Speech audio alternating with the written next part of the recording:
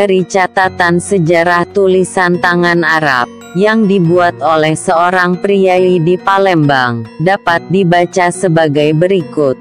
Telah diriwayatkan bahwa telah berpindah beberapa anak raja-raja dari tanah Jawa ke negeri Palembang, dikarenakan Sultan Pajang menyerang Demak, dan adalah yang bermula menjadi raja di Palembang ialah Kiai Geding Suro. Setelah Kiai Geding Suro wafat, kemudian digantikan oleh Kiai Geding Suromudo, yaitu anak Kiai Geding Ilir, dan ketika itu, anak-anak raja yang berpindah dari tanah Jawa ke negeri Palembang, yaitu 24 orang, beberapa orang keturunan Pangeran Trenggono, yang hijrah ke Palembang di bawah pimpinan Kiai Geding Surotuwo, yang menetap di perkampungan Kuto Gawang, di daerah di sekitar kampung Palembang Lamo. Sebagaimana diketahui, Pangeran Trenggono adalah putra Raden Fatah bin Prabu Kertabumi Brawijaya kelima dari Majapahit,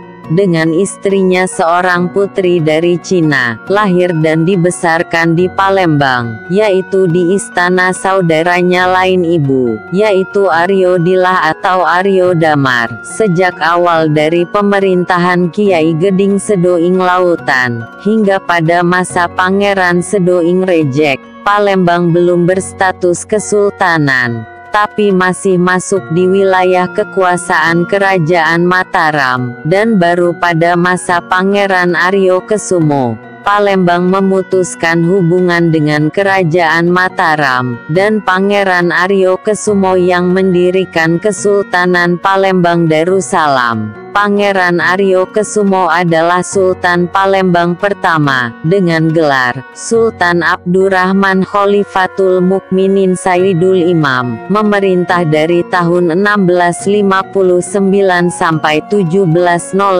Setelah Pangeran Aryo Kesumo mendirikan Kesultanan Palembang, dan bebas dari penguasaan Mataram, beliau menjadi Sultan yang pertama. Pada tahun 1703 beliau menobatkan seorang putranya, anak dari Ratu Agung sebagai Raja Palembang Darussalam yang kedua, dengan gelar Sultan Muhammad Mansur pada tahun 1706 sampai 1714. Kemudian Sultan Muhammad Mansur digantikan oleh adiknya, yang bernama Raden Uju, yang kemudian dinobatkan menjadi Sultan Agung Komarudin Sri Truno pada tahun 1714 sampai 1724. Kemudian beliau digantikan oleh keponakannya, yaitu Pangeran Ratu Jayawikramo, dengan gelar Sultan Mahmud Badarudin I,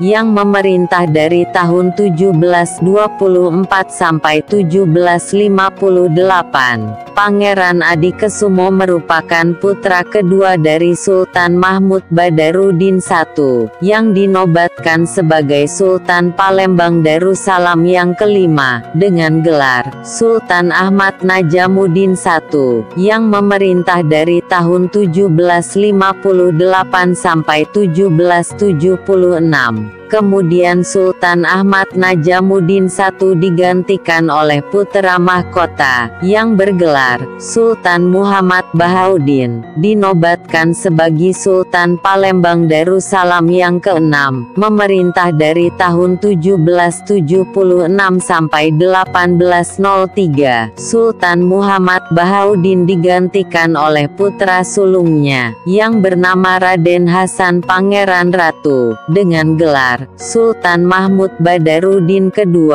sebagai Sultan Palembang Darussalam yang ketujuh, dan memerintah dari tahun 1803 sampai 1821, dan ketika beliau baru sewindu memegang tampuk pemerintahan, datanglah Inggris di bawah pimpinan Mayor Robert Rollo Gillespie, menyerbu Palembang pada tahun 1812. Kesultanan Palembang terletak di tepi Sungai Musi. Ibu kota kesultanan adalah kota Palembang, yang terletak di kaki Bukit Siguntang. Sungai Musi membelah kota Palembang menjadi dua bagian, yaitu bagian Ilir dan bagian Ulu. Sungai Musi bermuara di Sunsang. Sunsang juga merupakan muara dari anak Sungai Musi, yang berjumlah 9 buah. Kesultanan Palembang sebelah utara berbatasan dengan Jambi, sebelah barat dengan Bengkulu, sebelah selatan dengan Lampung, dan sebelah timur dengan Laut Jawa. Sepanjang pantai timur daerah ini terdiri dari rawa dan hutan lebat. Bagian barat terdiri dari Bukit Barisan, yang membujur di Pulau Sumatera. Daerah Kesultanan Palembang umumnya beriklim tropis atau panas. Curah hujan di daerah ini cukup tinggi. Daerahnya subur. Tanaman untuk ekspor juga dihasilkan daerah Kesultanan Palembang. Tanaman itu adalah lada, kopi, cengkeh, dan tumbuhan. Di daerah pedalaman juga dihasilkan buah-buahan dan sayur-sayuran. Di daerah pedalaman bertani disebut dengan berladang. Sistem perladangan dinamai ume. Sebagian besar daerah pedalaman hidup bertani. Penduduk kota Palembang hidup dari pelayaran dan perdagangan. Penduduk Kesultanan Palembang terdiri dari dua golongan, yaitu golongan bangsawan atau priai, dan rakyat biasa. Golongan bangsawan terdiri dari Pangeran, Raden dan Mas Agus. Golongan rakyat terdiri dari orang Miji dan orang Senan. Di samping itu terdapat golongan timur asing yang terdiri dari Cina, Arab dan India. Status bangsawan tidak hanya berdasarkan kelahiran atau keturunan. Mereka yang berjasa kepada Sultan Mahmud Badarudin II juga diberi gelar bangsawan. Bangsawan yang diangkat ini juga diberi hadiah, yaitu daerah kekuasaan tertentu. Mereka mengusahakan hasil bumi atau kebun, yang sebagian diserahkan kepada Sultan. Orang Arab, India dan Cina umumnya tinggal di kota Palembang. Mereka hidup dari berdagang. Tempat tinggal mereka tidak jauh dari pasar. Orang-orang ini membentuk perkampungan tersendiri di dalam kota Palembang. Sultan Mahmud Badarudin II memperoleh sumber keuangan dari golongan pedagang, dan Sultan juga menerima setoran pajak dari pelabuhan. Rakyat biasa umumnya terdiri dari orang Senan dan orang Miji, yang bertempat tinggal di kota Palembang, hidup sebagai buruh dan ada juga yang bertani. Mereka dikenakan pajak, tapi harus mengabdi kepada Sultan Mahmud Badarudin II. Di antara orang Miji dan orang Senan ini, ada yang menjadi prajurit kesultanan. Mereka juga bertugas membuat benteng pertahanan. Selain itu mereka melayani keperluan sultan, seperti memperbaiki rumah dan perahu kerajaan. Orang Miji dan orang Senan merupakan prajurit yang tangguh dalam peperangan.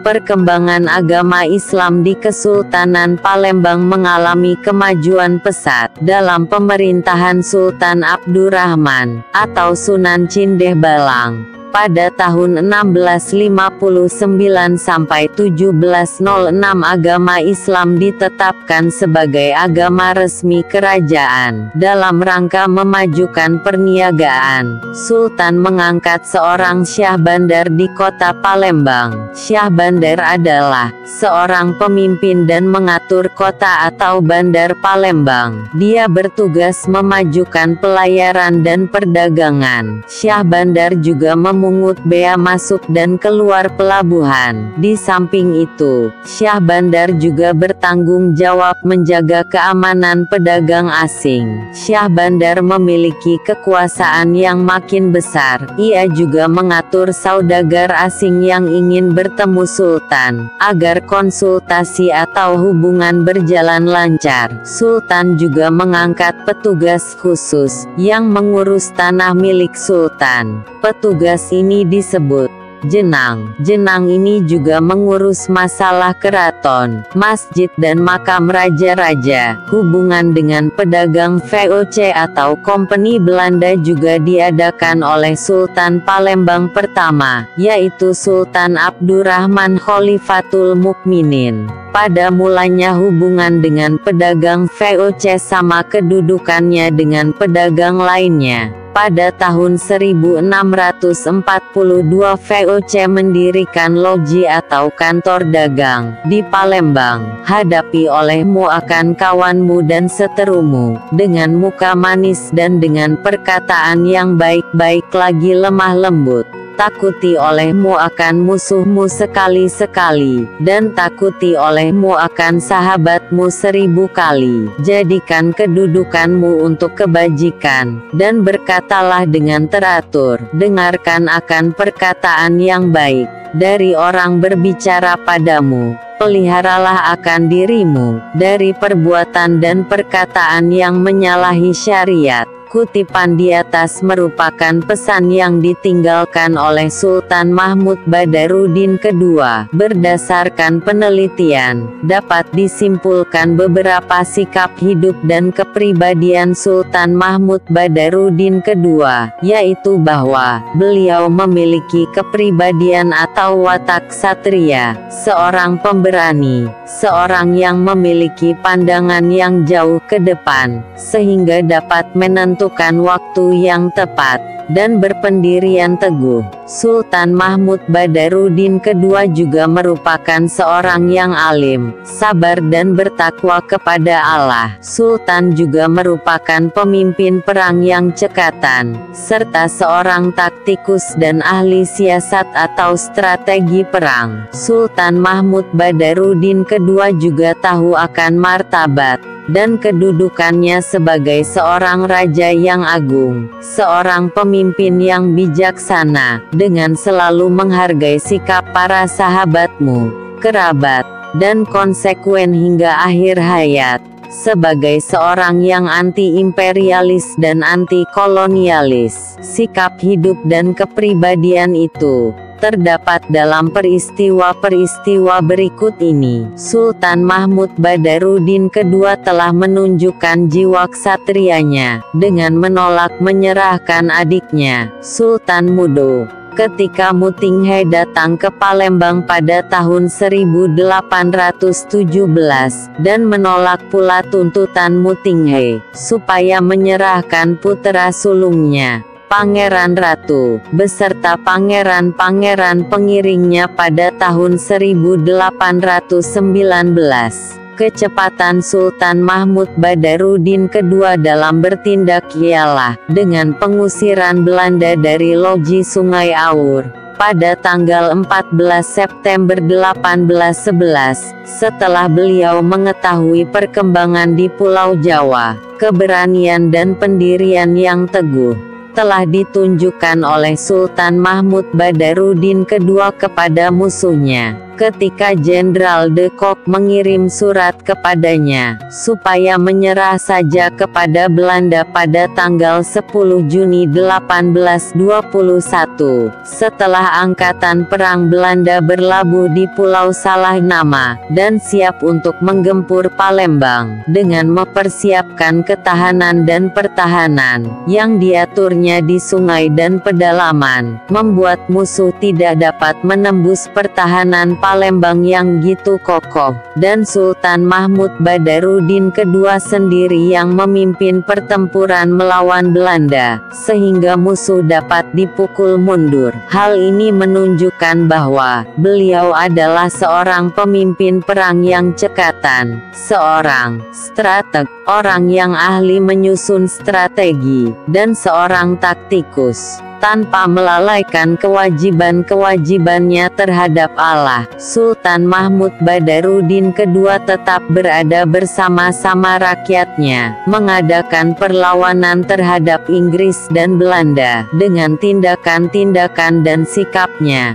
tampaklah bahwa Sultan Mahmud Badarudin kedua adalah seorang yang alim, yang taat akan ajaran-ajaran agama, khususnya agama Islam. Sultan Mahmud Badarudin kedua juga merupakan pribadi yang sabar. Hijrahnya Sultan Mahmud Badarudin kedua ke pedalaman, dan dengan menunjuk adiknya, Pangeran Adipati, sebagai Sultan Mudo, tetap berada di tengah-tengah rakyat di Palembang. Ketika pasukan Inggris menduduki kota di tahun 1812, membuktikan sikap dan tindakan yang bijaksana dengan penuh perhitungan. Sultan Mahmud Badarudin kedua adalah seorang pemimpin yang bijaksana, dan selalu menghargai para sahabatmu, kaum kerabat. Dapat dilihat dari musyawarah-musyawarah dengan para pembesar, alim ulama, dan pemuka-pemuka masyarakat. Bila beliau dihadapkan pada masalah yang pelik, dan yang memerlukan keputusan-keputusan tentang penyelesaian, Sultan Mahmud Badarudin kedua adalah seorang yang dalam sikap, ucapan, dan perbuatannya seorang anti-imperialis, dan anti-kolonialis. Terlihat dari sikap dan kepribadian Sultan Mahmud Badarudin kedua, yaitu tidak pernah menyerah kepada musuh-musuhnya. Sesungguhnya Sultan Mahmud Badarudin kedua tidak kalah perang, tapi telah diperdaya oleh Jenderal de Kock. Beliau juga tidak pernah menandatangani perjanjian kontrak panjang, lange verklaring, dan kontrak pendek, korte verklaring.